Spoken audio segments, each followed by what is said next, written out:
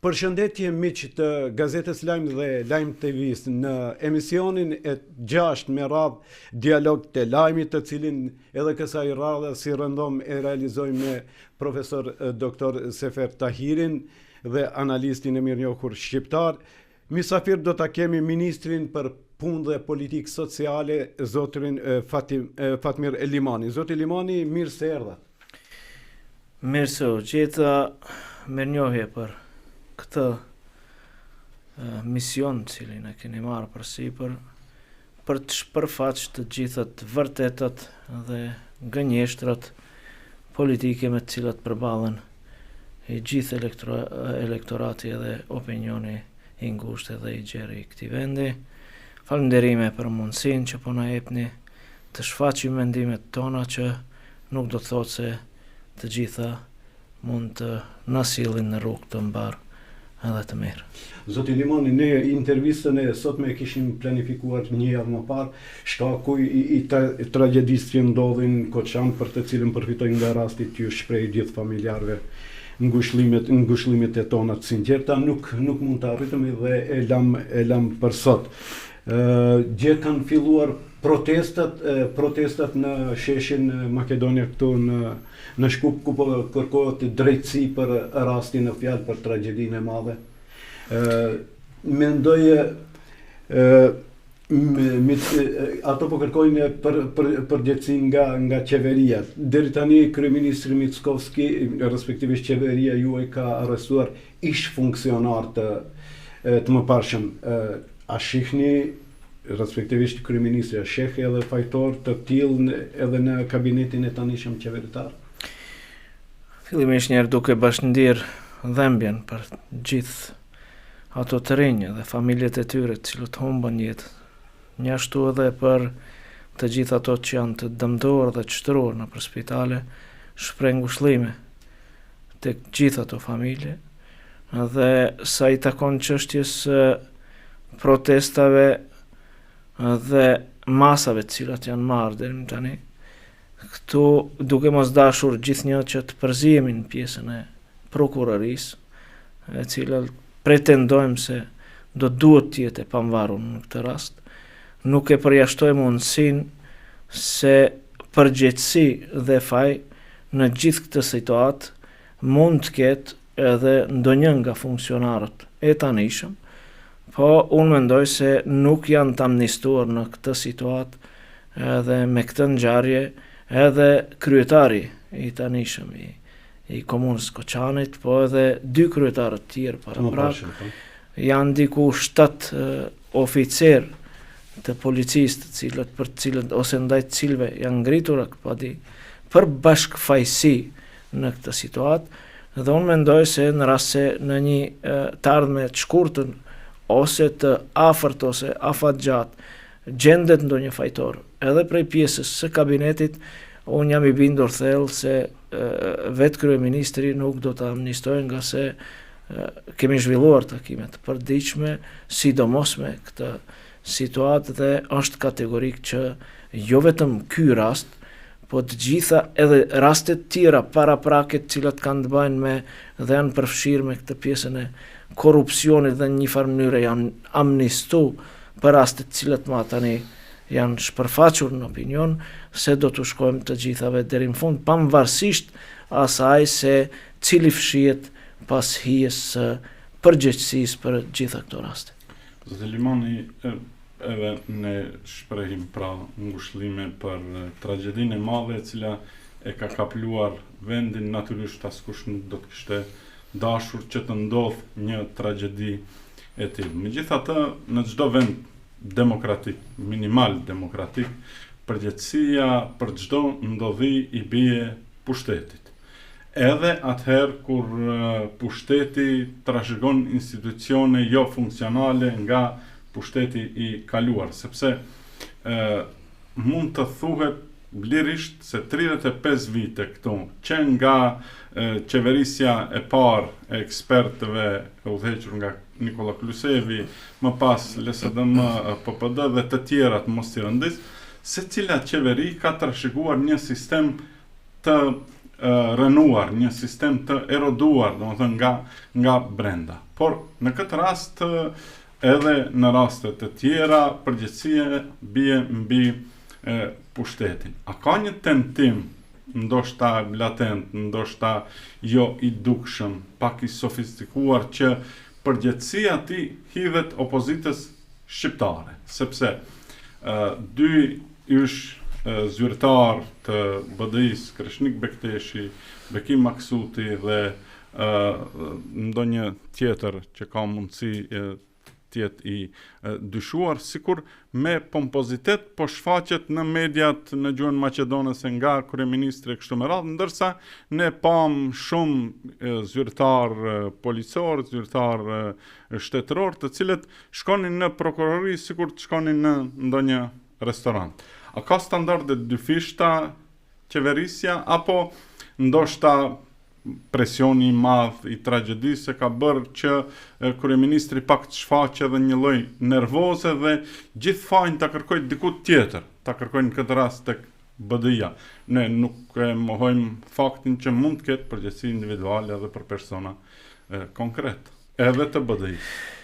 Unë mendoj se kur i falet besimi një qeverisje të re, i falet me gjitha kompetencat dhe hapësirën dhe kohën për zgjidhje të gjitha çështjeve dhe situatave të cilat kanë ndodhur paraprakisht, qofshin ato të mira apo të këqija me të cilat është përballë popullata jonë. Në rastin konkret, e keqja e këtij vendi nuk është akumuluar vetëm për këto 25 vitet e fundit, me të cilën ka qeverisur BDI-ja, herë me vëmëron, herë me LSDM-n dhe përzir.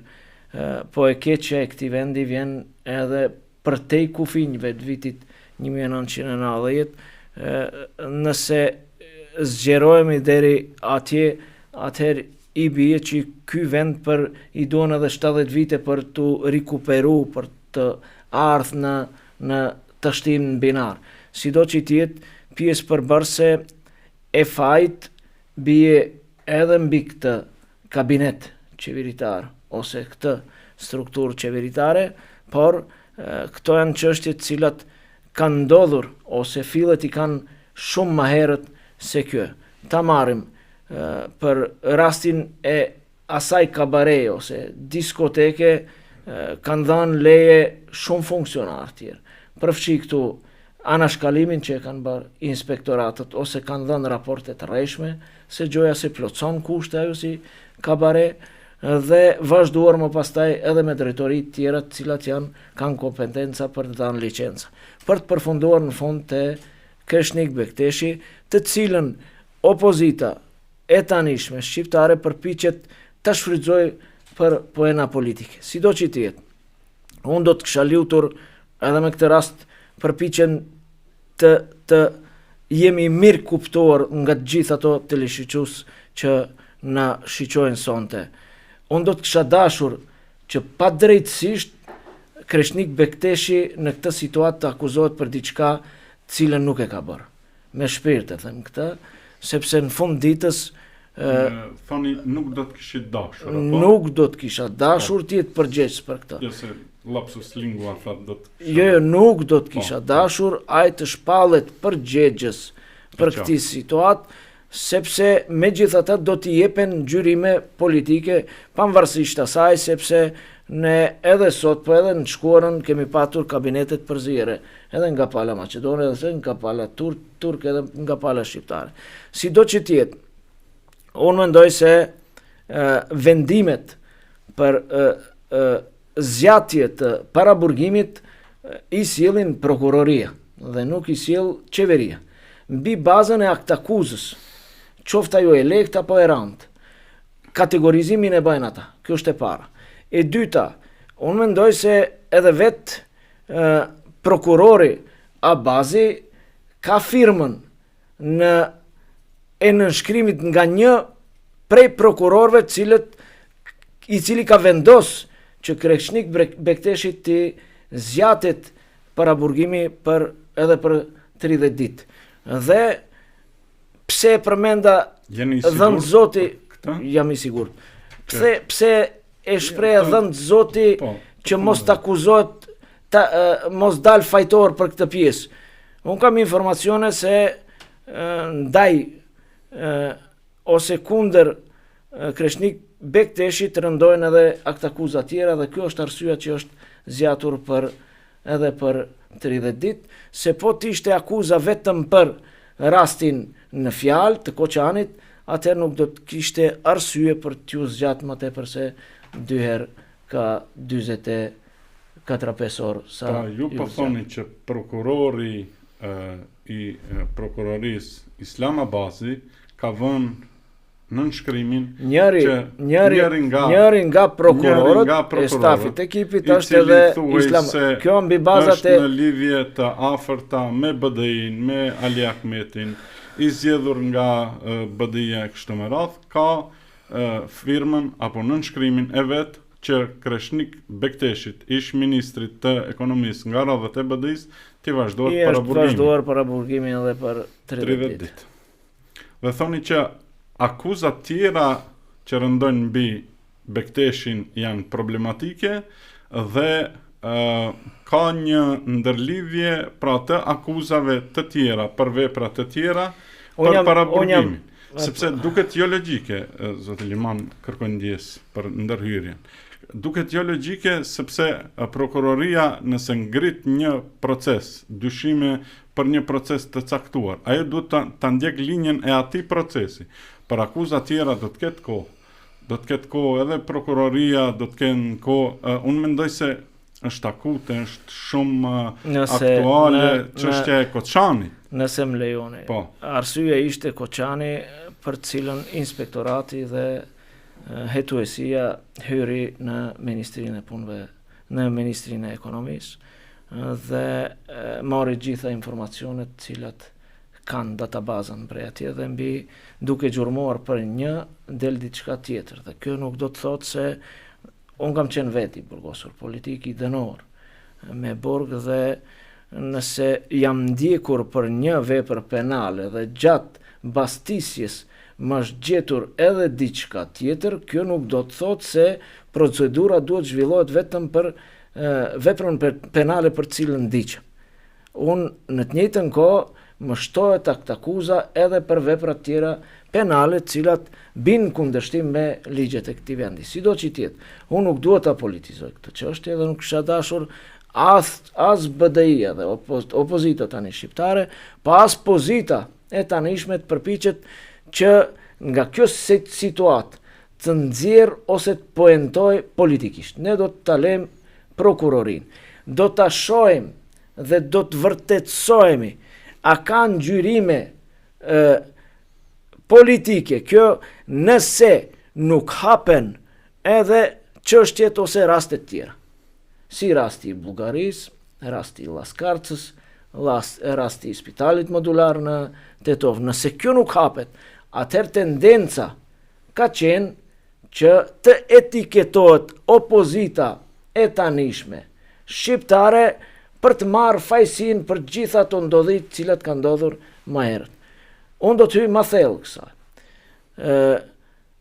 Rastet e izoluara tani më, që s'kan zgjidhje, si Laskarc, si djegja e autobusit, përvlimi i gjithë atyve familjeve në Bullgari, po edhe rasti i spitalit modular në Tetov. Vullën e leve e kanë drejtor shqiptar. Një prej tyre është shqiptar. Një prej tyre është edhe prej Zajasi. Një prej tyre është edhe familjari tyre. Thot, familjari i tyre keni fjalën? I udhëheqësve politik të Bashkimit Demokratik për Integrim. Sido që tjetë, edhe këtë pjesë do t'ja lej unë prokurorisë. Ta shohim se si janë dhënë ato lej. A janë kontrolluar ato autobus? Kush ka luajtur me fatin se ty në atë autobus nuk është ditur se a do t'hypin shqiptar, apo turq, apo kush do qoftë që tjetë tjetër këtu. Sido që tjetë këtë do t'ja lejm gjurmimit dhe hetimit të mëtejshëm, të mëtutjeshëm. Unë do të kisha lutur që të hyjmë të gjitha rasteve deri në fund. E keqja këtu është grumbulluar sidomos për këto 25 vitet e fundit. E përmenda edhe më herët, fajsi kanë edhe pushtetet e tjera, por t'jemi konkret dhe të përqëndrohemi në 25 vitet e fundit. Unë e përmenda edhe më herët. Ne në një ose mënyrë tjetër kemi qenë pjesë përbërëse e pushteteve të shkuara. Gjithë se cili prej këtyreve përfshi edhe këto që janë sot figura udhëheqëse të vlenit. Dikush ka qenë në kuadër të Bashkimit Demokratik për Integrim, dikush ka qenë në koalicion me Bashkimin Demokratik për Integrim. Qoftë aleanca, qoftë alternativave, si do që tjetë. Kush s'ka qenë? Do t'ishte pyetje. Pse e përmenda këta? Përgjithës janë të gjithë. Unë lutem gjithnjë që kësaj t'i shkohet deri në fund me qëllimin e vetëm të rikthejmë shpresën e vrarë tek gjitha gjeneratët. Nëse nuk arrim të bëjmë këta. E përfshini vetën në këtë fotografi? Gjithsesi. Nëse unë diku gjindem fajtor të betohem këtu, se jam i gatshëm jo të përgjigjem, po vetë të dorëzohem, nuk jam kategori e njerëzve që gjuaj dhe fshe dorën time. Sido që tjetë, ne kemi raste këtu kur për veprimat randa këç përdorimi, sot janë edhe të larguar nga vendi, janë të lëshuar nga vendi, kanë ikur nga vendi dhe nuk u përgjigjen. Deri dje kanë qenë figura udhëheqëse dhe faktor vendosës të politikave, qofshin ditore ato, qofshin të nivelit kombëtar ose shtetëror. Zoti ministër, pak a shumë ju përgjigjet e kisha ndërmend ju pyet pikërisht lidhur me akuzat që po bën se apo e shfrytëzon vleni apo qeveria rastin tragjik për të hakmarr, po ju u përgjigjet dhe tani duhet ju pyet diçka tjetër. Domethënë diskoteka Puls e Koçanës, aty ku ndodhi tragjedia e madhe.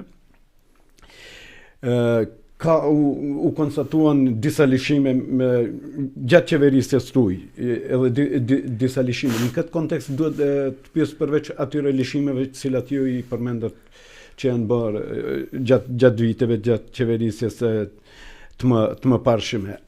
Nëse janë konstatuar këto shkelje të kjo diskoteka Puls, a bart këtu përgjegjësi edhe kreu i policisë respektivisht ministri i punëve të brendshme?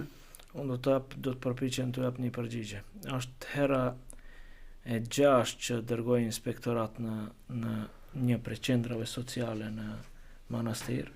Për 6 herë më vjen raporti pozitiv, do të thotë se s'ka shkelje ligjore, nuk ka bë, nuk i përmes emër funksionarit atje. Ndërkohë që të gjitha informacionet flasin se ai është fajtor për disa raste të cilat janë bë. Këtu çka duhet të nxjerr në pak. Si mund të shpjegohet kjo? Inspektorët nuk kemi mandatin ne për t'i shkarkuar mbi bazën e bindjes tonë, edhe t'i ndrojmë ato, t'i kompenzojmë me inspektor tjerë.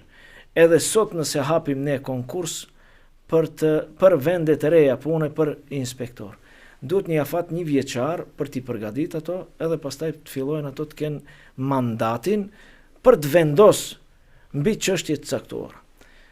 Inspektorët janë të përzirë, të garniturës të hershme edhe të sotme. Ato janë me përvojë. Ne s'mund të ministri të bëj raport. Ministria ja beson inspektorit. Ministri ja beson inspektorit, ai shkon, hulumton, gjërmon, ban një raport edhe ta rikthen. Prap informacionet vijnë se nuk është bërë raporti i mirë.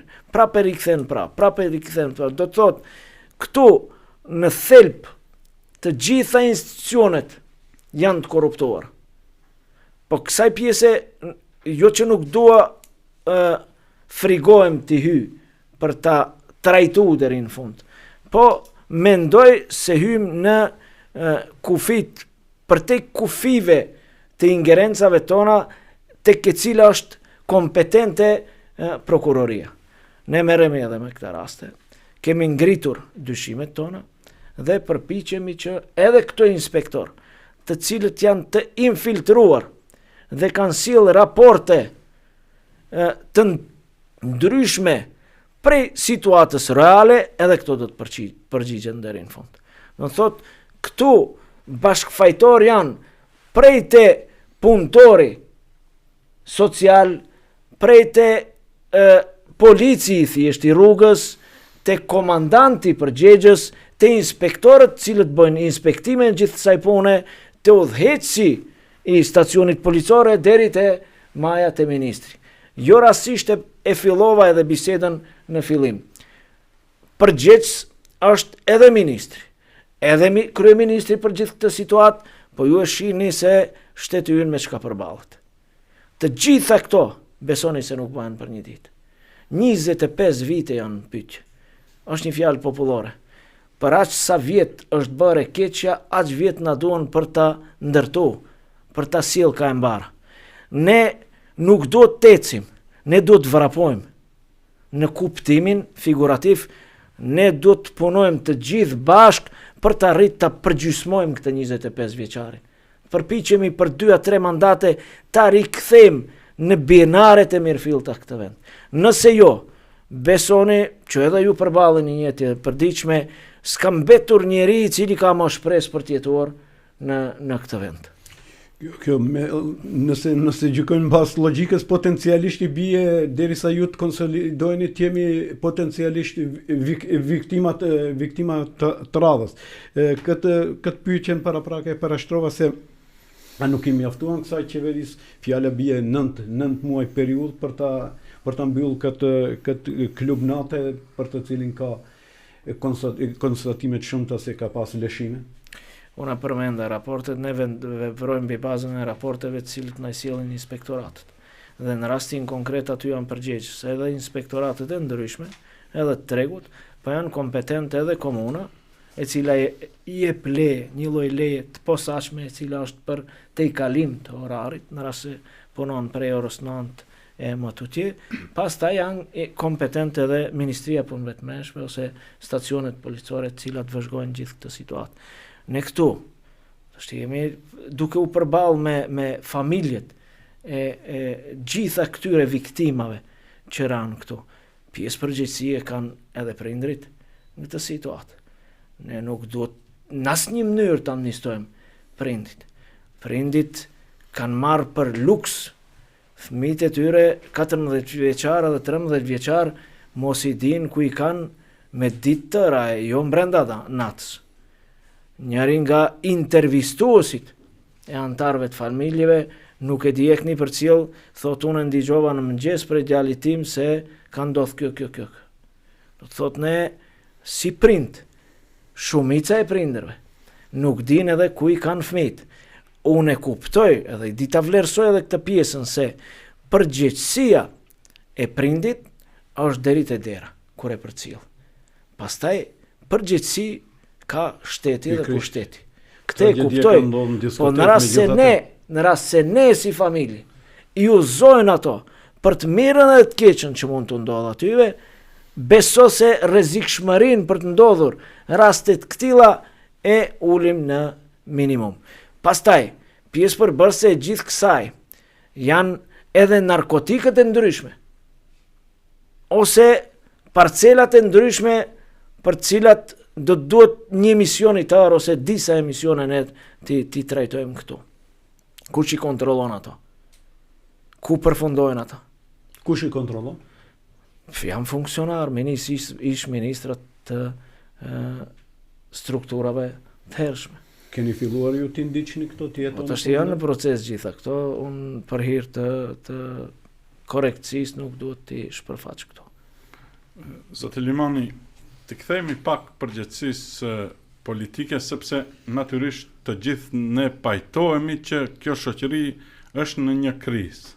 Përfshir edhe krizën etike, morale, në kuptimin edhe të përgjithësisë prindërore, sepse ndoshta është herët të flitet për këto tema për shkak se tragjedia është e madhe, por këtu ka shumë çështje të cilat duhet të hapen dhe ju me të drejtë e shtruat. Përgjegjësinë e prindërve, përgjegjësinë e shkollës, arsimtarëve, janë një sër faktorësh sepse ne ky është shtet i cili e thatë ju vjen nga një sistem i kaluar. Dhe ne të gjithë sikur mendojmë se të gjitha punët, të gjitha çështjet do të na i rregullojë dikush nga lart, shteti. Megjithatë, në shoqëritë demokratike përgjegjësia është edhe e qytetarëve. Kjo është normale. Por t'i kthehemi prap përgjegjësisë politike. Si u duk diskursi i kryeministrit në stilin do t'i kapim përveshi?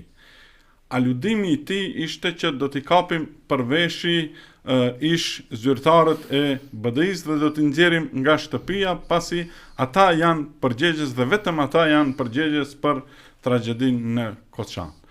Pse ati nuk i kujtohet të thotë që do t'a kap përveshi Filipçën për spitalin modular dhe t'a nxjerr nga shtëpia liderin e opozitës dhe t'a ngrej procesin. E përmendet rastin e Besatransit, Durmotursi, raste të tjera.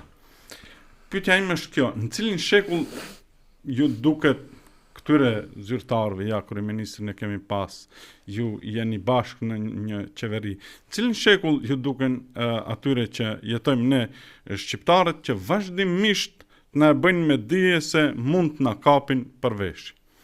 Pajtohem me ju dhe pajtohem me të gjitha ata që angazhohen për shtet ligjor. Nëse dikush ka bërë shkelje ligjore, ka institucione, ka prokurori, sado që ato nuk janë shumë efikase, shumë funksionale, ka gjykata dhe ato duhet edhe me presionin e qytetarëve, edhe presionin e mediave kështu me radhë, fillojnë të funksionojnë sepse nuk ka, jemi mbështetur të gjithë për muri, edhe ju, edhe ne si qytetar, edhe pra ata që na ndjekin publiku, flas opinioni publik në përgjithësi.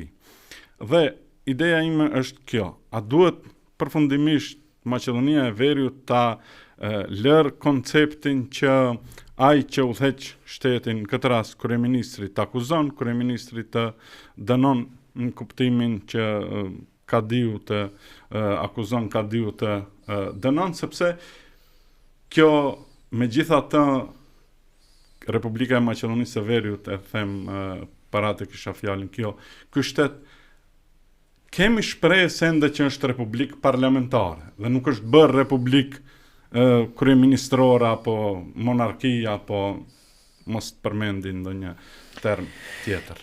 Nëse ka mundësi, do t'i kap përveshi. Me njerë pas asaj kishte 7 zyrtar policor të akuzuar, ndaj të cilëve unë ngritën atë padi, edhe të cilët u paraburgosën. Me njerë mas kësaj deklarate kishte dhe akuza ndaj 3 kryetarëve të komunave të cilat i përmendën.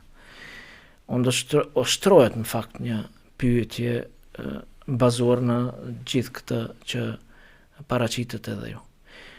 Nëse kjo qeveri ka marrë këto hapa, qeveria paraprake, çfarë hapash ndërmori për rastet e ndodhura më herët, të cilat po i përmendin disa herë.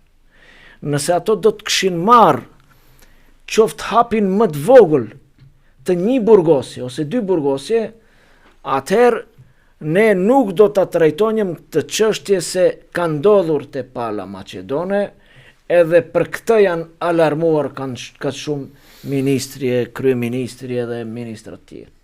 Do të thotë, ne do të merrem edhe në këtë pjesën tjetër.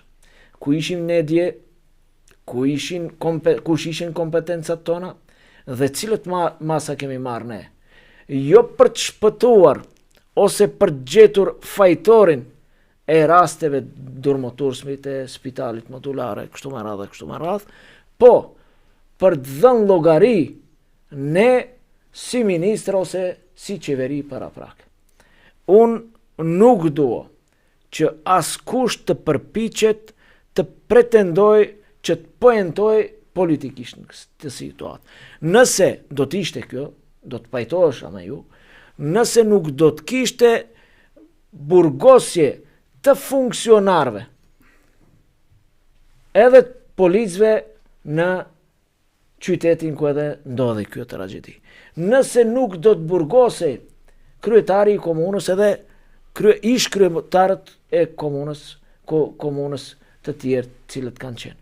Si do që i tjetë, ne do të presim që koha të dëshmoj për vërtetësin e gjithë kësaj situate. Nëse nuk i thellohemi, prap do të ripotencoj për disa të herë, nëse nuk rikthejmë të procesuon edhe njerë drejt të gjitha rastet, pa përjashtim, atëherë i bie se kjo luft është njëri etnitet kundër tjetrit, ose disa ministra kundër të tjerve. Të presim edhe pse as që dyshoj në këtë situatë, sepse çdo ditë jam në komunikim, edhe fundit nuk është se ne propozuam të rihapen proceset në fjalë. Ka qenë vendim i përbashkët. E fillojmë për gjitha, shkojmë deri fund, pavarësisht çmimit cilën do të duhet ne ta paguajmë. Për tragedinë e Koçanit u arrestuan, siç e potenciuam edhe pak më parë, disa ish funksionar. Megjithatë, diçka e tillë nuk kishte ndodhur edhe gjatë tragjedisë Llaskacës, Durmot Tursit e Besa Transit. Qeveria ku bani pjesë edhe ju ka premtuar se do të ndriçohen, do të rishikohen rastet në fjalë. Kur priten aktivitetet konkrete në këtë drejtim? Janë në fazën e çështjes së inspektimit. Inspektorati ban punën e vet. Ne do të jemi koshient dhe do të thirrim edhe vetë dijes në momentet caktuara, sepse e dim në cilin realitet jetojmë dhe veprojmë në ta situata. E dim se ka funksionar edhe punonjës administrativ të cilët japin informacione dhe rrjedhin informacione, për këtë edhe nuk janë duke u dhënë shumë informacione në raport me këtë. Informacionet bazë janë se këtyre çështjeve do të shkohet deri në fund, atë që e përmenda edhe më herët, edhe deri në zbardhjen e plotë të tyre, pavarësisht fajtorit ose emrit të cilin do të ketë fajtori për rastet e këtilla. Unë mendoj se edhe njerë po e ripotencoj, është koha e fundit kur ne do të orientohemi. Bajmë shtet, as bajmë shtet. Që në hijen e asaj bajmë shtet, qëndron ajo rikthejmë shpresën tek qytetarët se drejtësia do t'jetë e një niveli për gjithë, apo do t'jetë klasifikuese dhe do t'i klasifikojë në jo vetëm shqiptar, edhe Macedonas edhe Turq, po do t'i klasifikojë në ky është me pushtetin dhe ky s'është me pushtetin. Janë çështje të cilat do thotë kjo zoti Limani që nëse konstatohet se njëri nga përgjegjësit për rastin e spitalit modular mund të jetë gjithmonë me supozimin se mund të jetë lideri i opozitës Venko Filipçe, mund të jetë njëri nga njerëzit i cili është shumë i fuqishëm në këtë shtet, i cili ka qenë zëvendës kryeministër Koço Angjushev, i cili është pronar i kompanisë Brako, e cila e ka ndërtuar spitalin modular në Tetov dhe i cili të gjithë e dim është në raporte të mira me kryeministrin, për shkak se vin nga një fakultet, kanë dhënë mësim, të dytë janë profesor të atij fakultetit pra ku jep mësim edhe kryeministri. A do të thotë kjo që nëse konstatohet, pra ju si vlen, ju si ministër personalisht, keni shpresë që përgjegjësia do t'i kap të gjithë, përfshirë edhe Angjushevin, përfshirë edhe Filipçen, përfshirë edhe ndonjë zyrtar tjetër. Për hir të kursimit edhe tuaj edhe të kohës edhe të opinionit. unë një ditë do t'i bëj publike gjitha letër këmbimet, nëse nuk dele drejta në shesh, në raport me gjithë funksionarët në cilët u kam sugjeruar dhe u kam bërë me gisht, me emra dhe me mbiemra për fajtorët, përgjegjës dhe kujdestar për cilët unë ndyshoj dhe pjesën ndërmuese të cilëve e përmendët ju, po për hir të gjithë situatës dhe të hetimeve, unë nuk do të hap këtë temë këtu.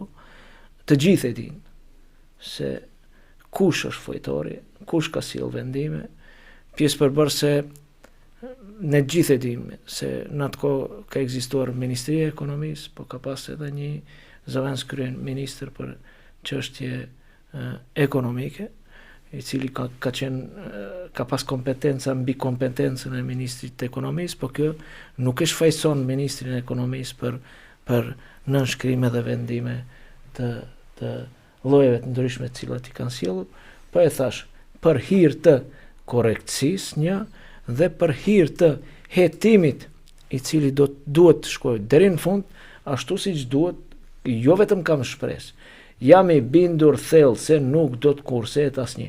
Nëse do të marrë guxim kryeministri ose Fatmir Limani të amnistoj dika, bindeni se do t'i rikthehet edhe atit, edhe Fatmir Limani, edhe gjithë tjerëve si bumerang e gjithë kjo pjesë, dhe nesër ne do të përgjigjemi për veprat cilat i kanë kryer ata. Unë mendoj se këtë luks nuk do t'ja lejoj as kryeministri vetës vetë, po as një antar i asaj që quhet kabinet qeveritar. Zoti minister, fokusi dhe interesimi i opinionit jo vetëm të vendit, por edhe shteteve të rajonit, këtyre ditëve të fundit ka qenë drejt ngjarjes tragjedisë në Koçan. Pyetjen e radhës e kam, e cila po ashtu kishte ngjall një dozë madhe kërshërie, është që ka të bëjë me refuzimin e vizës tuaj nga Ambasada e Shteteve të Bashkuara të Amerikës. Pse Ambasada e Amerikës i refuzoi vizën zotit Fatmir Limani? Për fat të keq, nuk më është refuzuar viza. Për fat mirë. Për fat keq të atyre që dëshirojnë të jetë ashtu, po sido që të jetë rihapet edhe një plak tjetër në raport jo vetëm me mua, po edhe me familjen time. Unë nuk mund të zhbëj historinë dhe veprimtarinë time as personale as familjare. Unë di qartë, di në gjithë, di edhe kryeministri, di në gjitha strukturat, edhe struktura shtetërore, edhe ato që quhen shërbime sekreta e tjera, se kam patur një akuzë, kam qenë i dënuar me 15 vjet burg, dhe pastaj mbi bazën e një amnistie jam liruar prej burgu. Ajo që më është kërkuar nga administrata e ambasadës amerikane, ose më konkretisht nga konsullja e ambasadës, ka qenë unë të deponoj atyve flet lëshimin mbi bazën e kuj amnestie unë jam liruar prej burgu. Dhe me këtë do të përmbyllet i gjithë ky proces. Do të thotë, në atë aplikim, edhe pse ka qenë të shumë të arsyet që jo nuk më është dhënë viza, po më është dhënë një përgjigje, duhet të secili ministër paralajmëron vizitën që e bën në një shtet tjetër. Unë edhe në Turqi kur kam shku, për hir të gjithë kontrollit që e bën dhe agjendës cilën pastaj ata e organizojnë atje, ne jemi të detyruar si funksionar ti paralajmërojmë disa javë më herët me qëllim të parapërgatitjes të protokollit në atë vend. Sepse ata mbajnë përgjegjësi edhe për pjesën e sigurisë fizike tonën, por mbajnë llogari edhe në raport me shtetet nga të cilat vinë për biografinë tonë. Unë i kam thënë edhe kryeministrit edhe gjithë, s'munesh bëj historinë time, të veprimtarisë time. Dhe në rast se kjo është pengesë, se unë kam qenë i burgos për lirinë e drejtave dhe drejtat e shqiptarëve. Në këtë vend, kjo është çështje tjetër.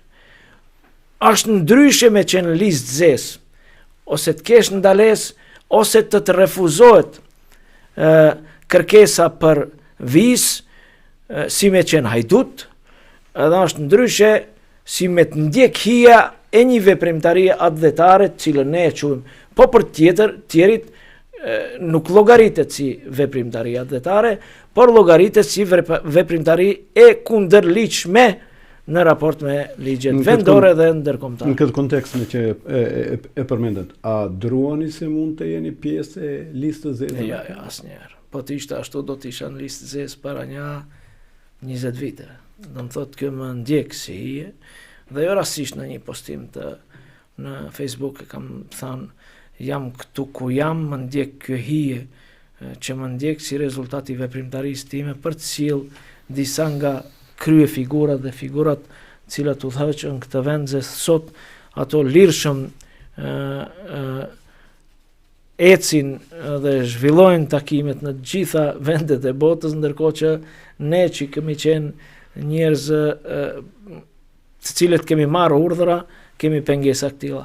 Sido që tjetë, unë maj përgjithësi dhe jam krenar për gjitha të pjesë të lavdishme të historisë kombit tonë, jo të historisë time individuale ose familjare. Ju jeni djali i dëshmorit Beqir Limani, i cili u vra në vitin 1998 nga forcat policore të shtetit të atëhershëm. E kuptojmë ndjeshmërinë e faktit, por duhet ta përmendim, pra bëhet fjalë për prindin tuaj dhe kuptojmë dimension emocional që mund të shkaktoj ky fakt, megjithatë më tepër kemi për shikuesit. Ai nuk u dorëzua asnjëherë para këtyre forcave dhe përfundimi ishte fatkeqësisht tragjik. Ju jeni po ashtu veprimtar, keni vuajtur burg, thatë që keni qenë dënuar me 15 vite, ndërsa në burg keni qenë 4 vite të plota. Por thoni se arsyeja e pengesës së lëvizjes së lirë është fakti që flijova gjithçka për të riadhesuar Ali Ahmetin bashkë me fëmijët dhe shokët e tij në vendlindje, me forma dhe mënyra të paligjshme nga ligjet ndërkombëtare. Kjo le të shërbej si rikujtim për gjeneratat pasuese që të jenë të kujdesshëm se cilit i besojnë dhe për çka vetmohohen deri në masën e prangosjes së përjetshme. Ta zbërthej këtë? Po, por pyetja ime është kjo. Nuk besoj që ndoshta ka të bëjë me formulim i cili ka qenë i momentit, pak emotiv e kështu me radhë. Por unë jam i bindur që ju veprimtarin tuaj adhetare nuk besoj se e reduktoni në veprimtarin për Ali Ahmetin, për lirin dhe riadhesimin e tij. Nëse më lejon. Kryengritje ose një strukturë, subjekti politik mund të udhëheq edhe Aliu, edhe një njeri tjetër cilit nuk i beson asnjë. Në hijen e kësaj është çështja komp, as që diskutohet. Po shumë e rëndësishme është kush është udhëheci. Ne kemi patur raste pas vitit 2001, pas luftës vitit 2001, shumica e ushtarëve bën thirrje për rifillim të luftës, për bashkim, për ndarje, po çështja ishte se sa nga pjesa e popullatës ju bashkangjit atyre. Dhe kjo është arsye që e kam thënë, për krah gatishmërisë tonë dhe kushtrimit të bërë, shumë e rëndësishme është se kush udhëheq me atë. Do të thotë, ne u besuam atyre që udhëhoqën me një luftë të cilën masa e gjerë popullore e pranoi si tillë dhe u besoi. Dhe në sfond, në përfundim të gjithë kësaj është, ne flijuam të gjitha për çështje komp. Po, në hijen e kësaj, bie edhe vetë ai i cili udhëheq. Dhe ku na doli e gjithë kjo? Vargu pasues është të hapin syt gjeneratat pasuese, se luft këtu s'ka të ketë ma, po edhe cilit lideri politikin gjiten për pas, sepse mund t'i flijoj, jo në mënyrën si që flijuam ne dhe gjithë dëshmorët e kombit, po mund të flijojnë politikisht dhe nesër të lijen në skaj të rrugës, pas një lloj përgjegjësie dhe ndërgjegje. Do të thotë, arsyet kanë qenë këto, nuk është refleks emocioni ose emocional, po u kam bë me dije, jam përpjek të u bëj me dije gjeneratave pasuese pa çka, edhe vendos një gishtin kokës edhe Fatmir Limanit, kur t'i ngjiteni për pas në një rrugtim qoftaj politik advetar ose si do qoftë që tjetaj. Nuk jeni pishman për asgjë për veprimtarin tuaj që e keni bërë në funksion të asaj që ju e quani çështje kombëtare. Nder respekt për gjitha figurat e lavdishme të kombit ton deri në ditën që kanë vepruar advetarisht. Këtë e kam thënë gjithnjë. Përfshi këtu edhe vetë figurën e Ali Ahmetit. Turpit bie mbi ato edhe mbi ne, që në momentin që ne të fillojmë të mendojmë që nga djersa edhe besimin cilin ne i kam falur populata jo në gjitha periudat, neve mendoj se do të duhet të turpërohemi me veprimet tona. Çka duhet të them me këtë? Unë mund të përkraj edhe këtë televizion, deri në momentin kur e shoh se mbron interesat e përgjithshme. Dhe jo të përveçme dhe interesat personale të gazetarëve o të udhëheqësit ose të themeluesit.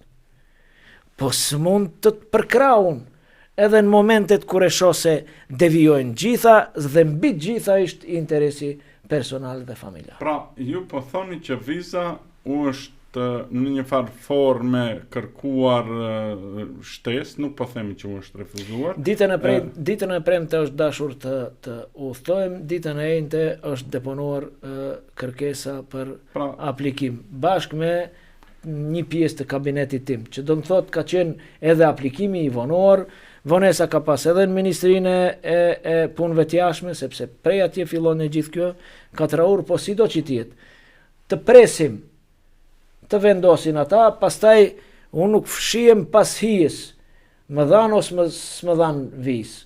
Unë jam ministër i këtij vendi. Është një pengesë, po e quajmë çështje procedurale, pengesë administrative procedurale nga ambasada e SBA-s.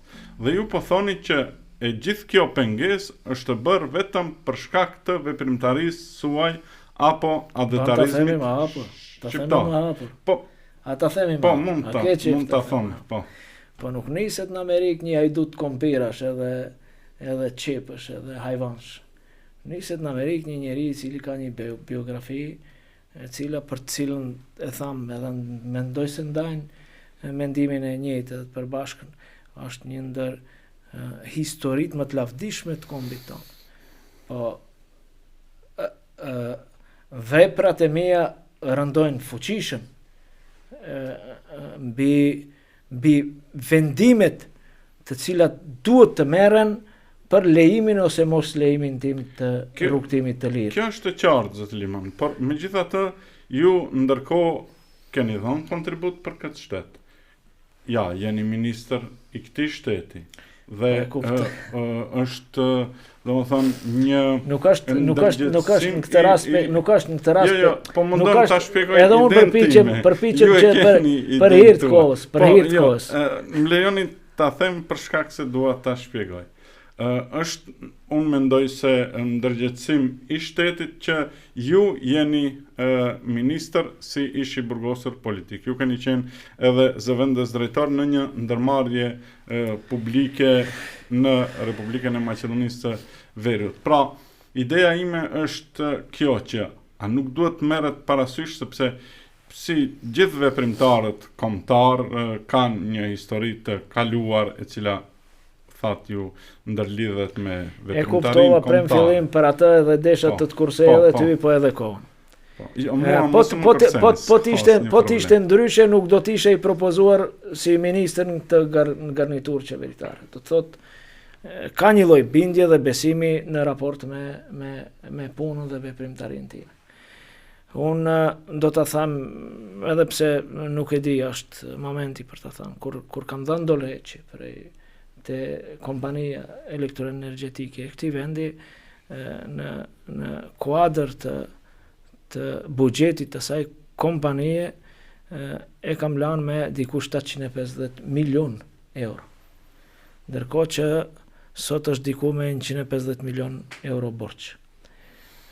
Jam përpjekur që t'ja provat e mia në raport me respektimin e gjithëve dhe një sër arsyesh janë ato të cilat bën që unë të propozohem në eshalonin ose në kabinetin e sotëm qeveritar. Po nuk mjaftojnë këto prova edhe për bashkësinë ndërkombëtare.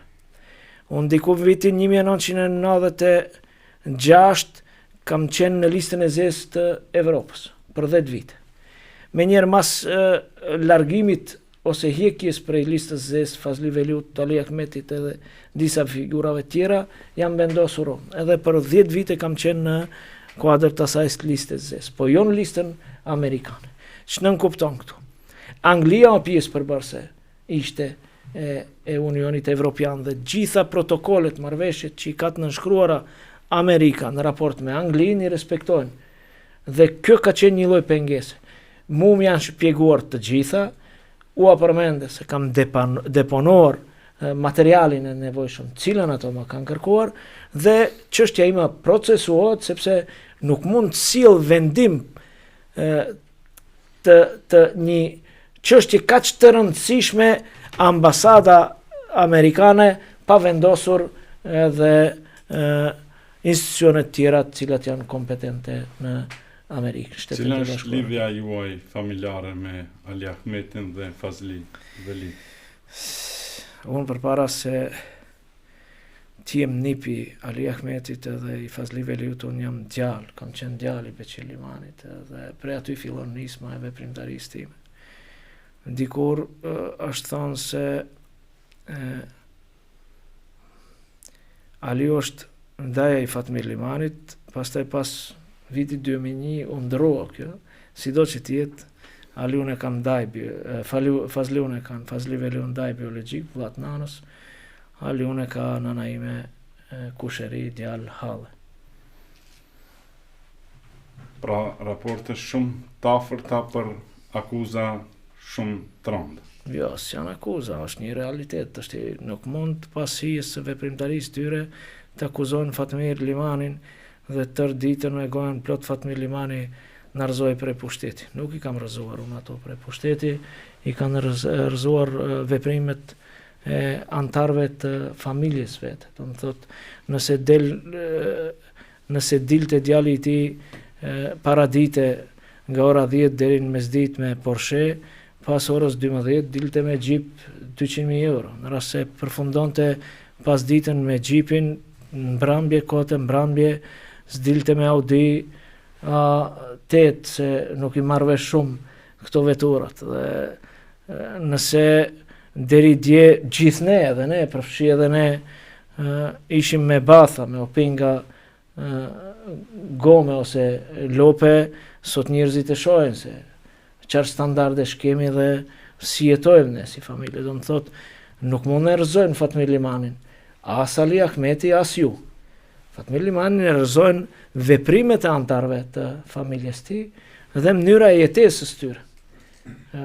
Fundit, jo Kërçova, jo Maqedonia, Evropa njifen, shqiptarët në gjithë Evropën ku janë njifen, kush sa ka patur, sa ka, çfarë standardi jetësor ka pas e kështu me radhë. Do të thotë, fajtor përgjegjës dhe kujdestar për rrëzimin e tij është vetë ai, sepse ka lejuar që në emrin e tij të luajnë, të tallen dhe të jetojnë lukse maramense, se cile antar i rrethit ngusht familjes ti. Besoni se nuk kanë publikuar materialet tjera të cilat janë ma trishtuese se këto. Po nuk duhet ja pas këto, sepse unë e llogaris si një betej të shkuar, betej politike të kaluar, dhe unë maj përgjegjësi sot si ministër edhe për pjesën e digasterit cilën drejtoj unë. Nesër do të maten punët e Fatmir Limanit jo mbi bazën e asaj se çka publikoj tje për Ali Ahmetin edhe të tjerët. Mbi bazën e asaj se ç'përi Fatmir Limani për këtë popullat dhe në kuadër të asaj ministrinë. Keni komunikim me DAI? Ne i themi DAI të gjithë, po ju e keni DAI të vërtet. Fazli Veliu. Kemi komunikim edhe me mesazhe. Për momentin është në Zvicër të familja e tij, sepse akoma vazhdon familja e tij në Zvicër, e cila është edhe një histori në veti. Po të kishin qenë kaq atdhetar, këto nuk do t'ja linjën familjen atij, edhe shumë atdhetarëve tjerë jashtë të vendit. Zoti ministër, duhet të flas për raportin tuaj me kryeministrin Mickovski, sepse ka zëra në opinion flitet se jeni më i afërt me Mickovskin se sa me kreun e lëvizjes Besa. Si komentoni këto zëra? Është mirë ato të pyeten arsyen se pse kanë nxjerrë këtë, dëgjoni këto. Është mirë edhe Fatmir Limanin ta dëgjojmë se çfarë do të thonë këtë drejtim. Në veten e pa. Se disi puna. Ndër e respekt pafund për Bilal Kasami, edhe punën e tij deri tanishme. Unë e respektoj atë si kryetari lëvizjes Besa në radhë të parë, si njërin nga njerëzit i cili dha kontributin e tij të pamohueshëm dhe të paçmuar për bashkimin, unitetin e gjithë asaj që sot quhet vlen. Sa i takon çështjes dhe do të thotë unë i raportoj Bilal Kasamit, që mos keq kuptohemi në raport me shiquesit edhe me gjithë këto hamendje që i kanë ato, ndërkohë që raportimi im në raport me kryeministrin ka të bëjë me ministrinë që në drejtoj. Unë jam ministër për të realizuar një program partijak të cilin ma kanë ngarkuar kryesia e ngushtë edhe e gjerë i lëvizjes Besa, përfshi këtu edhe atë që quhet vlen. As unë mund e shqiptarizoj Hristian Mickovskin, as ai mund të maqedonizoj dhe as që ka pretendime të tilla në mes nesh. Ka një lloj mirëbesimi edhe besimi të ndërsjell që unë shpresoj që mos zhgënjen as për krahasit e mi, po as për krahasit e tij, për raportet që kemi ne, po unë ta them se jetoj, veproj në hijen dhe në kulmin e lëvizjes Besa dhe më gjerë të asaj që quhet vlen. Kjo afërsi që thuhet në opinion e dini edhe ju që ekziston për pra afërsinë tuaj me kryeministrin. A është rezultati i faktit që ju keni qenë zëvendës drejtor i kompanisë Selem në kohën kur ai ka qenë drejtori përgjithshëm i kësaj kompanie dhe këtë pozitë atëherë e keni fituar nga BDI-ja? Pozitën zëvendës drejtor e kam fituar, unë kam qenë në protestën në Kërçov për përmirësimin e gjendjes në termocentralin e Aslames dhe vi ose propozojmë si zëvendës drejtori i Elemit në atë kohë si njëri si rebel në kuptimin hajde më të hapur të fjalës, me shpresën e madhe se rebelizmi im këtu do të shuaj me këtë lloj mandati. Sido që të jetë afërsia ime dhe besimi i ndërsjell buron prej në kohën kur ne kemi qenë drejtor dhe zavendës drejtor të Elemi. Po edhe një informacion tjetër, Kristian Mickoski është prej Kërçove dhe të gjitha rrethet dallojnë koncept. Një kumanovar Maqedonas me një kumanovar shqiptar, parafërsisht në karaktere dhe veprime janë të ngjajshëm sepse burojnë nga njëjti vend.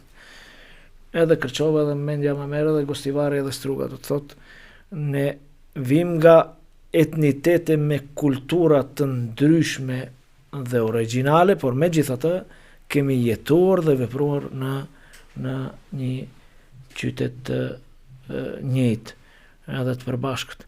Atëherë nuk jeni njohur, besoj. Jo, nuk jam njohur. Sido që tjetë, janë lidhje karakteresh. Kjo nuk do të thotë se unë nuk kam lidhje karakteri të ngjajshëm edhe me shqiptarët. Mund të edhe ju të keni një bashkëpunëtor, shok të etnitetit tjetër, i cili në princip dhe në karakter unë gjanë, ose keni të njëjtat principe edhe të punës edhe të veprimit. Po kjo nuk mendoj se duhet të merret shumë për të madhe. E rëndësishme, do të ripetencoj edhe njerë, është misioni. Cilin mision ka Fatmir Limani? Çfarë bare kemi marrë edhe përgjegjësinë? Çfarë duhet të bëjmë ne? Cili është qëllimi ynë? Edhe i Fatmirit si individ, po edhe i subjektit si subjekt, po edhe i qeverisë në tërësi.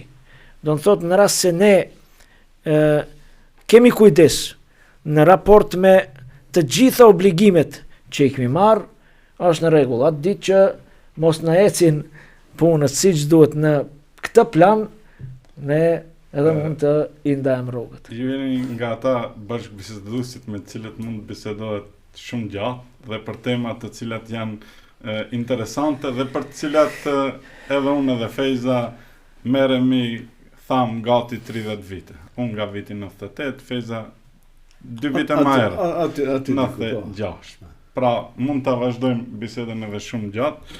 Shpresoj që edhe 10 minuta do t'i kemi.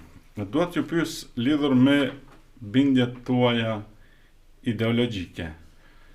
Si i ri dhe më vonë, është vërtet se keni dashur shumë Enver Hoxhën dhe papritmas u bët pjesë e një partie të djathtë, tradicionale, konservatore, që quhet Lëvizja Besa.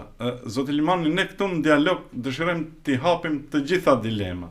Ajo që flitet në për kafene, në për çajtore, në për takime të ndryshme të njerëzve, ne dëshirojmë që zyrtarëve t'ua bëjmë këto pyetje të cilat janë pjesë e debatit, nuk po them ati debatit lartë publik, por debatit popullor i cili po zhvillohet në forma të ndryshme në hapësirën shqiptare. A keni qenë enverist? Baba im ka qenë enverist i flakt dhe edhe në ditën e rënies ti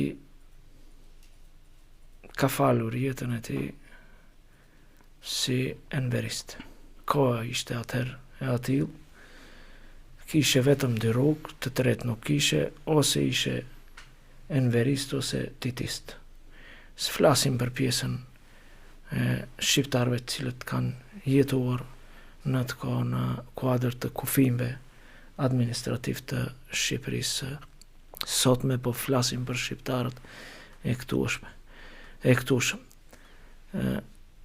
Edhe njerë do të them, shqyqyr Zotit që kam patur një baba të atill me bindje dhe besim të atill, sepse unë jam rritur e përkundur me këngët e atëhershme të cilat na vinin nëpërmes të kanaleve televizive të Tiranës.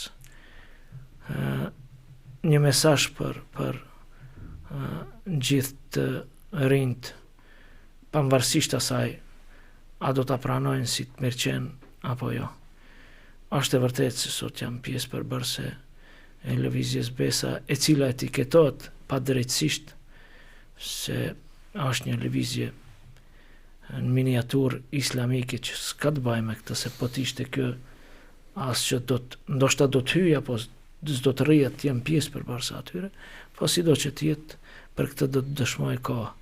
Unë e di se 49 vjet i kalova si marksist, leninist, tenverist, si duani quani, po gjitha këto 49 vjet Fatmir Limani u përballë me burgje, me arrestime, në gjithën periudhën. Nga mosha 5 vjeçare jam përballë me arrestimet babait tim, me kontrollime, me pastisje, kështu me radhë. Burgosje gjithë vëllezërve të mi, migjellarëve të mi, 7 migjellarëve të mi, deri në moshën 49 vjeçare. Ky ishte ajo bindja dhe besimi enverist që kisha atëherë, ndërkohë që kur fillova të besoj, u bëra ministër. Kjo është mirë e fuqishme. Është mirë njerëzit me besu kur doherë në diçka, baba im do ta përmbyll me këtë pyetje.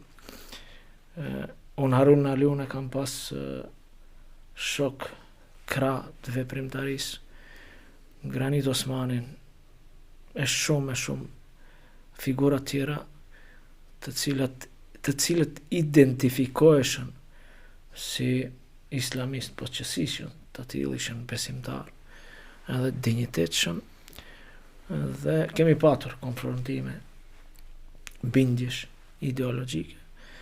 E një moment i kam thënë babës tim, a bëhet rrugë me këta? Po me të qeshur bashkë ishim të tre. A i tha, po biri babës, bëhet me gjithë se cilin i cili beson në diçka. Qoftë edhe në gurë, thash si edhe në gurë.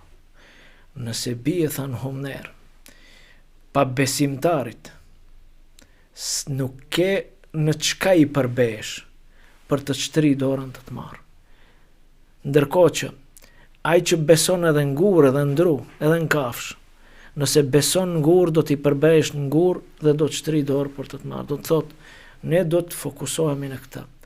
Të respektojmë gjithë ato që besojnë në diçka, edhe t'i respektojmë po pa hile, në mënyrë që po me të njëjtin respekt në rikthehet edhe ne. Nuk jam unë njeri për të diskutu për diçka, duhet t'jesh në nivel ose mbi atë nivel. Unë nuk kam arritur në nivelin për të diskutuar dhe të trajtuar tema të cilat kanë bëjnë me besimin, edhe pse kam baza, jam historian, po nuk e kam luksin për të hyrë këtyre temave. Sido që tjetë, se cili ka bindjen e tij, unë mendoj se sot jem më mirë se dje. Me bes. Me bes edhe besim. Zoti ministër, një temë tjetër e cila ka ngjall kështu kërshërinë e opinionit, është edhe një raporti i Vlenit me kreun e ashës zotin Arvin Taravari. Ka zëra që thonë se shpejti pritet pak këtu shpekulohet mediatikisht se zoti Taravari do ta braktisë koalicionin Vlen. Cili është ne deri në ora 2 mos e teprojmë ram, kemi qenë në mbledhje, unë jam pjesë përbërëse. Mbledhje edhe me Taravarin? Me Taravarin, pjesë përbërëse, jam e ekipit të liderve, edhe unë, për gjithë periudhën. Unë nuk e di pse i besoj shumë Arbenit, edhe jam i bindur që këtë veprim nuk e ban. As që diskutoj se mund bëj veprim të këtij, sepse ai e di me çka u përballuam ne gjithë në një periudhë kur nuk di fati ynë i gjithëve. Do të thotë, ndere respekt për veprimin e tij në periudhën kyçe, qenësore dhe jetike të Bashkimit Vlenit. Unë edhe mram në mbledhje kam thënë, ne zguxon t'i falim luksin vetes dhe të sillemi si rrugacët, duke ditur se një veprim i pakontrolluar i yni do t'jetë në shërbim të rikthimit të gjitha tyre figurave të cilët shkaktuan gjithë këtë katrahur për këtë periudhë 25 vjeçare. Ai ka bindjet e tij, ka kërkesat e tij, kërkon sepse i kërkon baza për të dalë të paktën me lista veçmas prej gjitha subjektet politike, Lëvizja Besa, Alternativa, Lëvizja Demokratike, gjithse cilit këtë drejtën të dalë të garoj me lista veçmas dhe me kandidat të përbashkët. Në çështjet të cilat i diskutojmë ne. Zoti Ministër, ju falenderoj që ndatë kohën e çmuar për emisionin e 6 me radhë Dialog të Lajmi. Faleminderit, mirënjohje pafund.